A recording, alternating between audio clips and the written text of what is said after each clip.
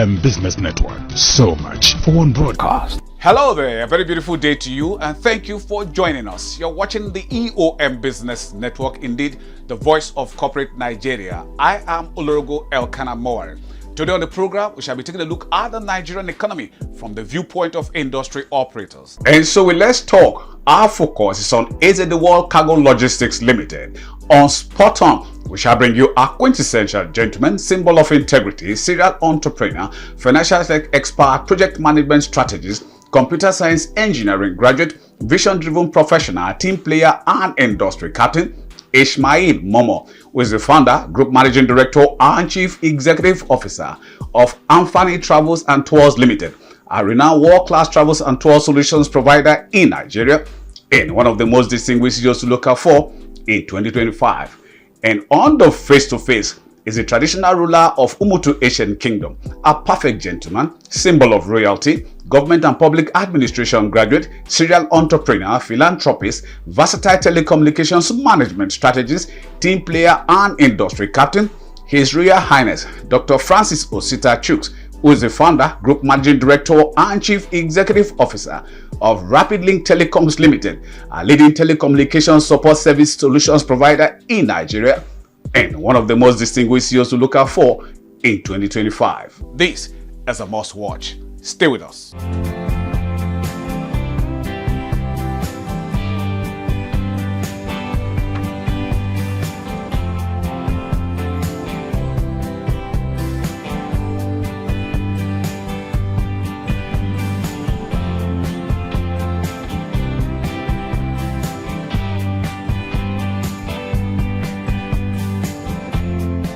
Johnson Edache Ocheke, an excellent gentleman, graduate of law enforcement and criminal justice, logistics solutions management expert, experienced entrepreneur, project management strategist, and industry captain, is the founder, managing director, and chief executive officer of John Dash Global Logistics Limited, a notable world-class integrated business solutions provider in Nigeria, and one of the most distinguished CEOs to look out for in 2024-2025.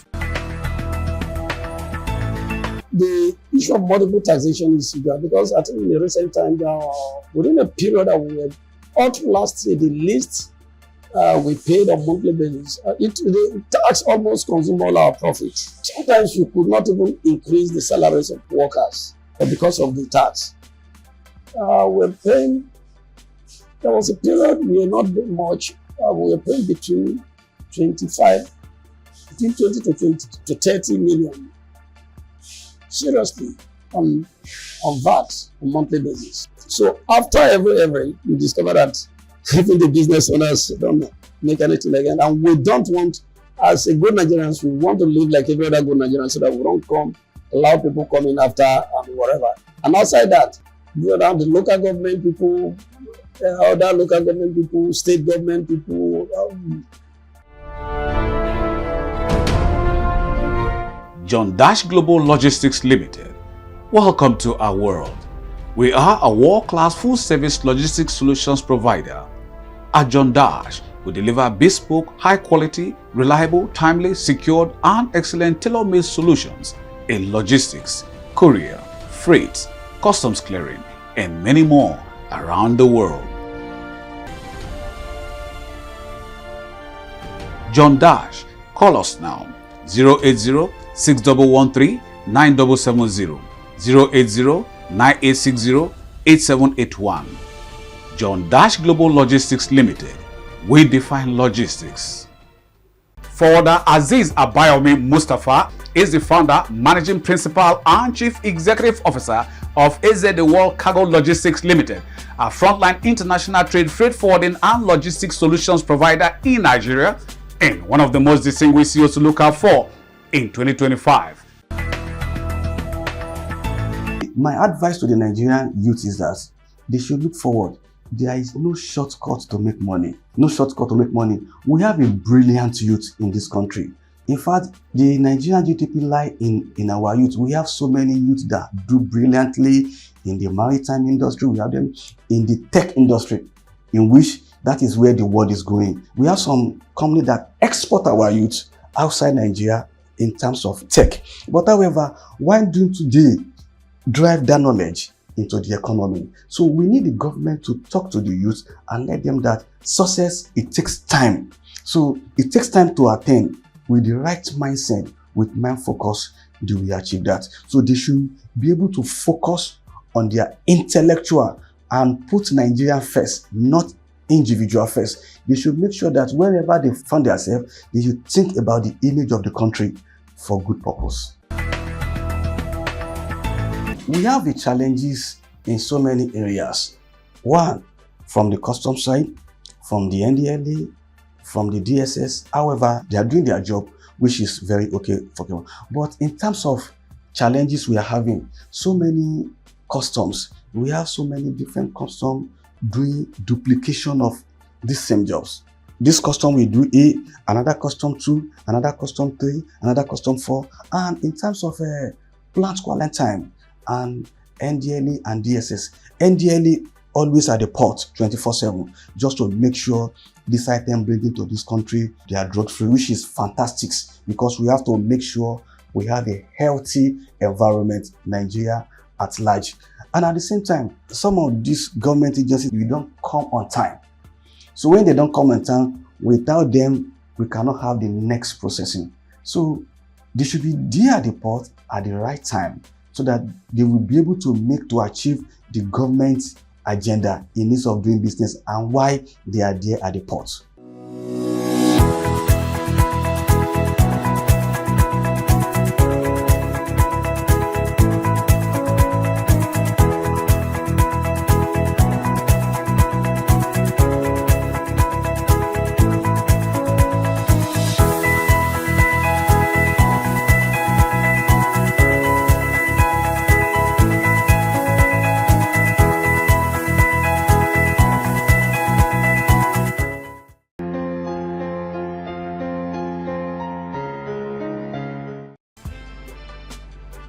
Ishmael Momo, a quintessential gentleman, symbol of integrity, serial entrepreneur, financial tech expert, project management strategist, computer science engineering graduate, vision-driven professional, team player, and industry captain, is the founder, group managing director, and chief executive officer of Anthony Travels and Tours Limited, formerly known as Nola Travels and Tours Limited, a renowned world-class travels and tour solutions provider in Nigeria, and one of the most distinguished CEOs to look out for in 2025.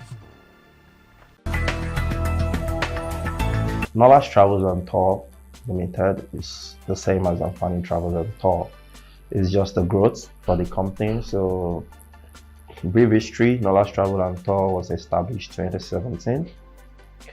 Yes, and so which means we've been running for about 7 years now. So it's basically a travel company and a tour company. But before now, we've been more focused on travels, and we do travels across Africa, the world as a whole, Europe, US, and we do local travels. Then we also package tour in line with our travels for those that are interested. So we can do just visas for you, we can sell tickets to you. Then we have packages that involves maybe certain days, certain activities, adventure activities. We package all those in Knowledge Travel. But then, as we all know, every company has to grow, and over time we decided to venture into certain things like pilgrimage, which wasn't part of what we were doing before, and also we decided to expand more on our local tourism because we realized not most companies are not doing it right. For me as a person, for us, is I'd rather not complain on things that I can fix. So we decided to look in that space and do it right, because I'm also a frequent traveler. When you go to places like, let's say, Dubai or Qatar or South Africa, and you experience their tourism package, you will know that you've not wasted money. But here in Nigeria, it's so Knowledge Travel and Anthony Travels, as we are known today, is basically known for giving value. We are not just in the business of taking your money. Of course, it's a business, we have to be profitable, but we believe in actually giving value for money. And there is no one that have actually gotten value that don't return to where they get value, because we are not in a business of one-off. The element that infused the transmission firstly was COVID. Yeah, so because when we launched, we were doing beautifully well, and when COVID came, after the 30 December in 2020, if I remember, the travel industry was brought down to zero because we are young people, and I don't start things that I don't finish. We decided to look at how can we go about this, what can we do to keep the business afloat, and of course, we have people that needs us to feed. We have staffs, and every staff of us is also family. So we decided to look inward and look at how are we going to survive this unforeseen disaster then, because it was a disaster. So then started speaking to friends, and everyone was bored. People cannot travel, especially people that love to travel often. Then we decided to push out some opportunities like, okay, let's do something in Lagos, check out the resort. A lot of people keyed in. We even did a road trip to some neighboring states. We went to Ibadan. A lot of friends also keyed in. Then gradually we started going places like Akwa Ibom, Abuja, Calabar, which have major landmarks like the Obudu Cattle Ranch. There are a lot of lovely parks in Abuja, a lot of beautiful beaches and resorts too in Akwa Ibom. And we now saw a lot of potentials in this, and we're like, okay, we are not just a travel company, we are a travels and tour company. Part of our values as a company is anything worth doing at all is worth doing well. We'd rather not do it if we're not ready. So then we decided to transition and partner with some of these resorts, some of these to get all our packages working. We test run some of them in-house. It's ourselves, some of our staffs and some friends. And when we know that we're actually ready, we decided to push it out. Then also the pilgrimage. I myself, I'm a Muslim. So I've gone for a couple of pilgrimage to Umrah, and there are certain things I felt when it comes to welfare was not properly done, and I was able to also meet like minds that were able to provide this service properly over there. Of course, we know we are there on religious rights and all, but at the same time, the welfare of an individual matters when it comes to your feeding, accommodation, and all that. And we felt like some of these people in the industry are just doing it for the money. Kudos to those, because we also have some great competitors that are doing the job right. And like, since we are in this space, and it's something we can also do, and because personally I've experienced it, and I've experienced the good and the bad. So we decided like, okay, the place we also want to play and do it right, instead of just complaining that, oh, this can be done better. So combining the COVID and the pilgrimage and some other partnerships we had, then we decided to bring in a few partners to the management team to actually, vast experience in the branding and travel space. So all these are what actually brought about that name change. So it's never an hostile takeover, it's more about growth, competency, and expansion of the brand. We are very keen on visa. We have 95% guarantee on visa application. To the viewers, if you have a benefit of doubt, one trial would convince you that we do ticket bookings. We have partners in the industry, we book tickets. Then we do tourism package, both local and foreign. So we have packages. We have a lot of packages in December period, or the December months right now. Singapore, London. We have people currently in Umrah, Saudi. That's the pilgrimage. We do the pilgrimage package. Yeah. Then we do corporate packages for businesses. Then we've done a few even government packages. Yes. For Lagos state governments and some other few states. We've done a few businesses with them. What stands out Amfani out, basically, like I said, is customer service and integrity. We've had some of our competitors in the industry that they are just about getting the money. They can tell you they do 100, 200 visas a day. What's the background check being done behind it? We are not just in the business of collecting money from prospects. We're in the business of actually giving them service or value for their money. So that's what actually stands us out, is integrity and very good customer service. We follow up and we also ask the why. So even as much as nothing is 100%, let's say we put in application for a visa and you don't get it. We go back to our own drawing board. We have what we call our BCM, that's Business Continuity Management, and part of it is asking the why. Why didn't this person? Sometimes they go as far as asking our legal to write the embassy to give us. Sometimes, when these things come back, you don't have the detailed reason why it wasn't granted. But when we get those why, it's for us to help that client probably to reapply, and we do that at no extra charge. That's another unique thing about us. Then for subsequent clients coming in, we don't want to make that same mistake again. So being detailed when it comes to doing our work, I believe in empathy. I always put myself in the seat of the customer. These things are not very cheap anymore. So it's not just about we getting the money. We want you to be happy, getting value for your money.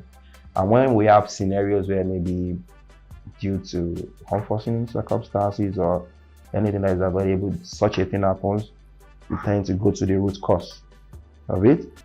If it's something we can fix, we fix it at no extra charge. Anfani Travels and Tours Limited. Welcome to our world.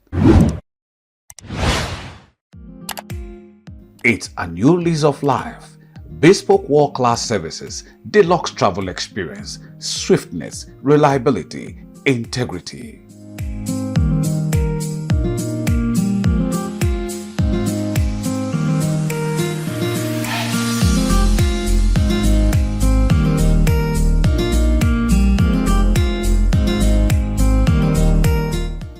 Anfani, call us now.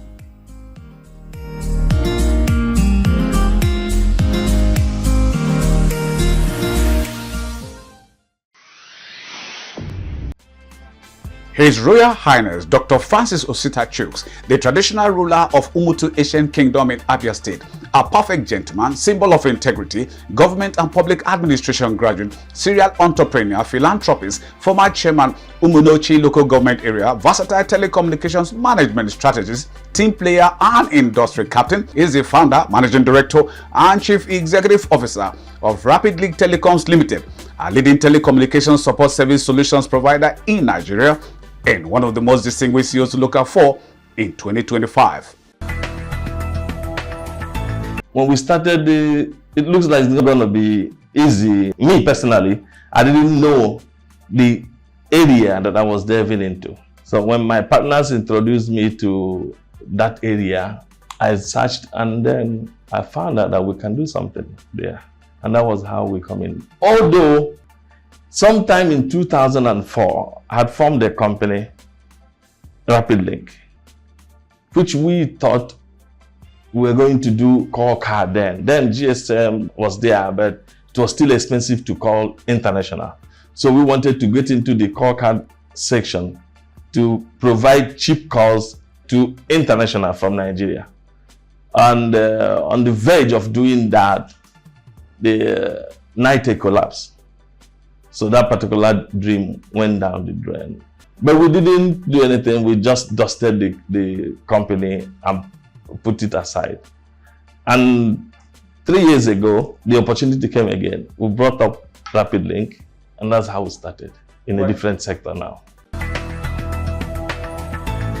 The Rapid Link, the idea is to bridge a gap, a serious telecom gap in Africa.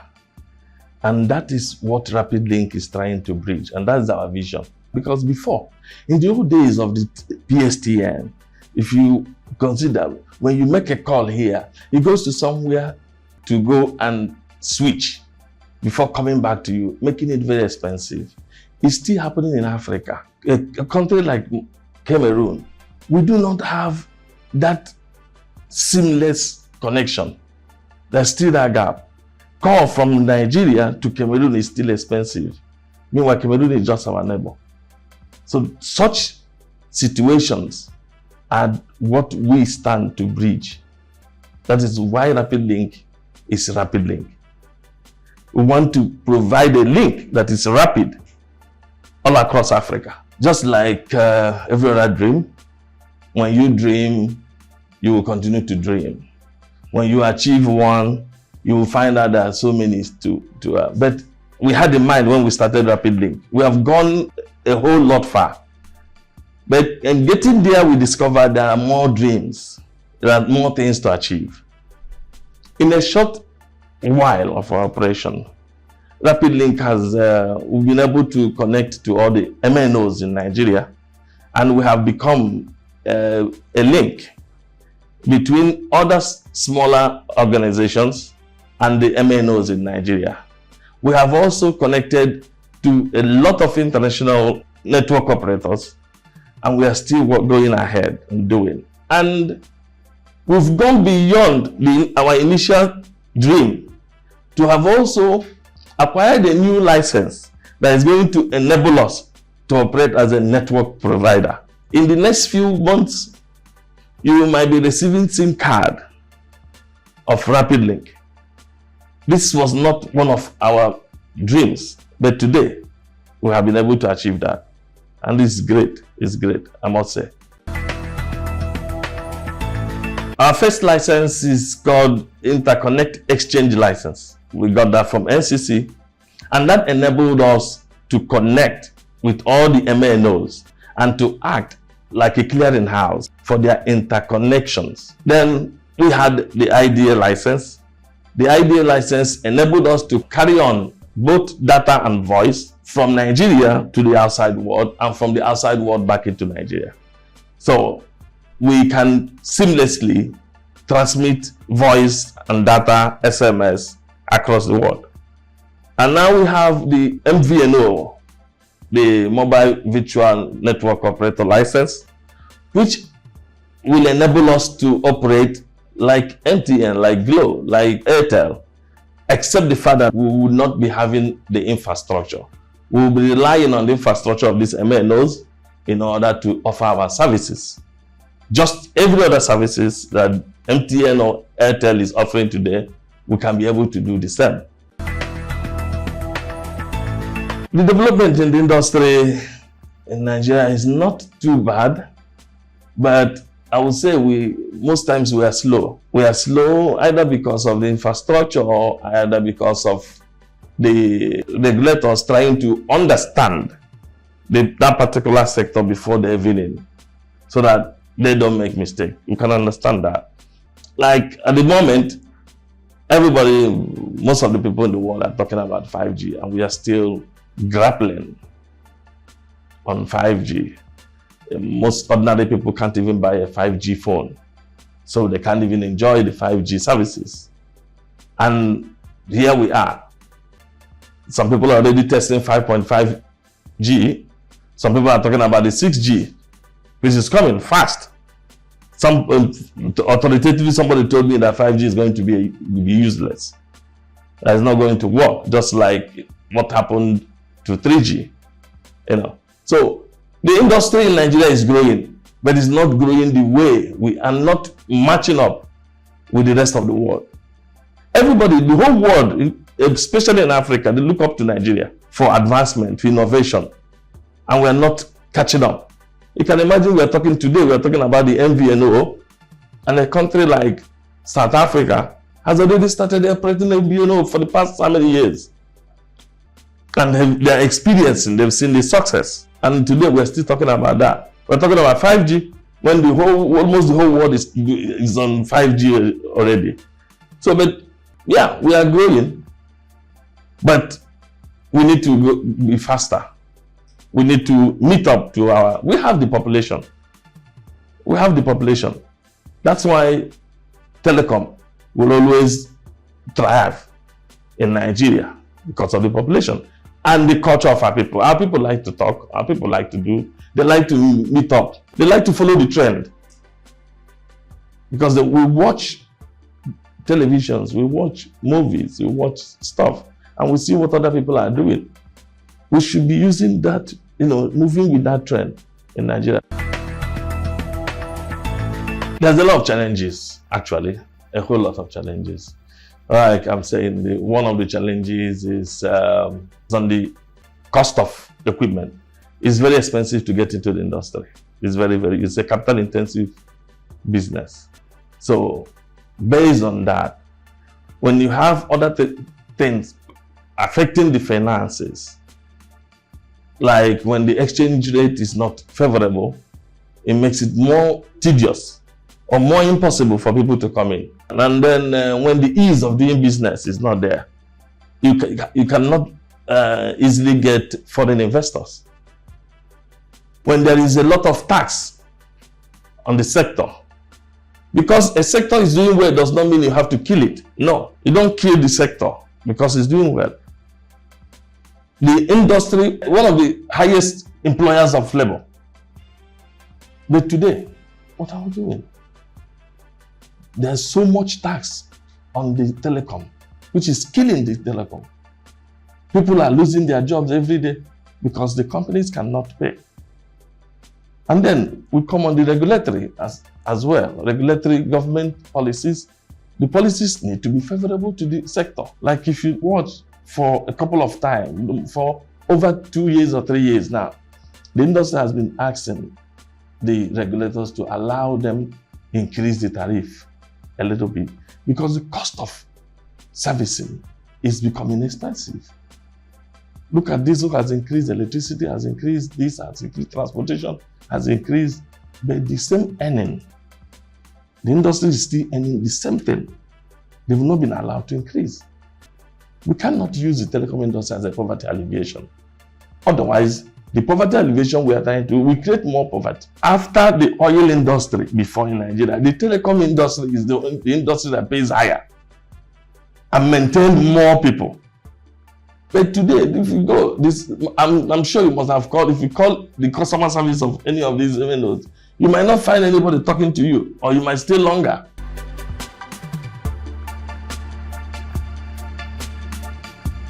And that's a good point to call it a wrap on today's package of the EOM Business Network. Thank you very much for spending your valued time with us. We hope it was worth your while. But just in case you missed out on any aspect of it, then you can come with us to any of our other portals, as you can see on the screen. Our sincere gratitude to you, our sponsors, for your continued interest and support. Always remember, with you and us, we are champs. Oh yes, I remain Olorogo Elkanah Moari. Please, let's do this again, same time, same channel next week. We'll see you then.